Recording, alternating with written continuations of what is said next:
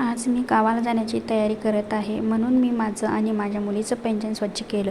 पितांबरीसोबत free मिळालेला रुपेरी instant contact silver shine cleaner वापरला आणि पैंजण एकदम चमकदार झाले. स्वच्छ केल्यानंतर आम्ही दोघींनी पैंजण घातले आणि खूप खुश झाले.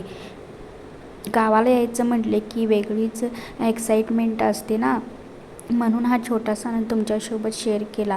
व्हिडिओ स्किप न करता शेवटपर्यंत नक्की पहा. आणि या व्हिडिओमध्ये मी एक रेसिपी पण टाकली आहे. रेसिपी बनवताना मी प्रत्येक स्टेप सोप्या पद्धतीने दाखवली आहे, तीही नक्की बघा. व्हिडिओ आवडला तर लाईक करा, शेअर करा आणि चॅनलला सबस्क्राईब करायला विसरू नका.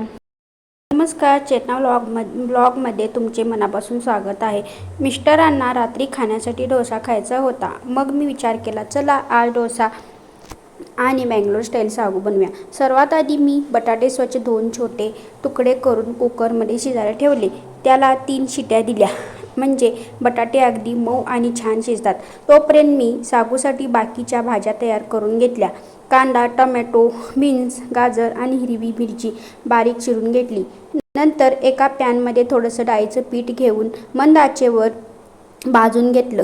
छान सोनेरी रंग आला की त्याचा खूप सुंदर सुगंध येतो. मग ते एका वाटीत काढून ठेवले. त्यानंतर बीन्स, गाजर आणि बाकीच्या भाज्या हलक्या शिजून घेतल्या. बटाटेही छान शिजले होते, त्यामुळे त्याची साल काढून मोठ्या फोडी करून घेतल्या. आता सागूला फोडणी देण्याची वेळ झाली. एका कढईत तेल गरम करून त्यात जिरे, मोहरी, हिरवी मिरची आणि कढीपत्ता टाकला. फोडणीचा सुगंध आला की त्यात कांदा घालून छान गुलाबी होईपर्यंत परतून घेतला. त्यानंतर त्यात टोमॅटो, गाजर, बीन्स घालून सर्व भाज्या छान फ्राय करून घेतल्या.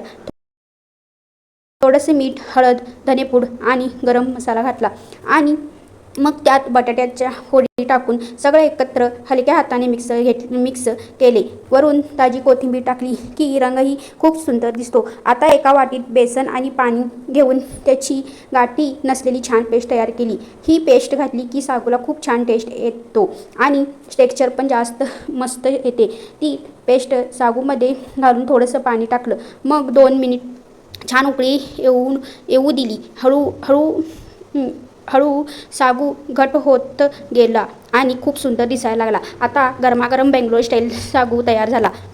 सोबत मी क्रिस्पी डोसे बनवले. त्यावर डोशाचं पीठ गोल फिरवली की जो आवाज येतो ना, तोच खूप छान वाटतो. थोडंसं तेल सोडलं आणि डोसा एकदम क्रिस्पी भाजून घेतला. गरमागरम डोसा सोबत स्वादिष्ट सागू असं साधं पण मनाला समाधान देणारं रात्रीचं जेवण तयार झालं. खरंच घरचं साधं जेवण किती खास असतं ना. तुम्हालाही डोसा आणि बंगलोर स्टाईल सागू आवडतो का? आजचा हा व्हिडिओ तुम्हाला आवडला असेल तर व्हिडिओला लाईक करा, तुमच्या मित्रमैत्रिणी आणि परिवारासोबत शेअर करा आणि अशाच रोजच्या सुंदर ब्लॉगसाठी चॅनलला सबस्क्राईब करायला विसरू नका. धन्यवाद.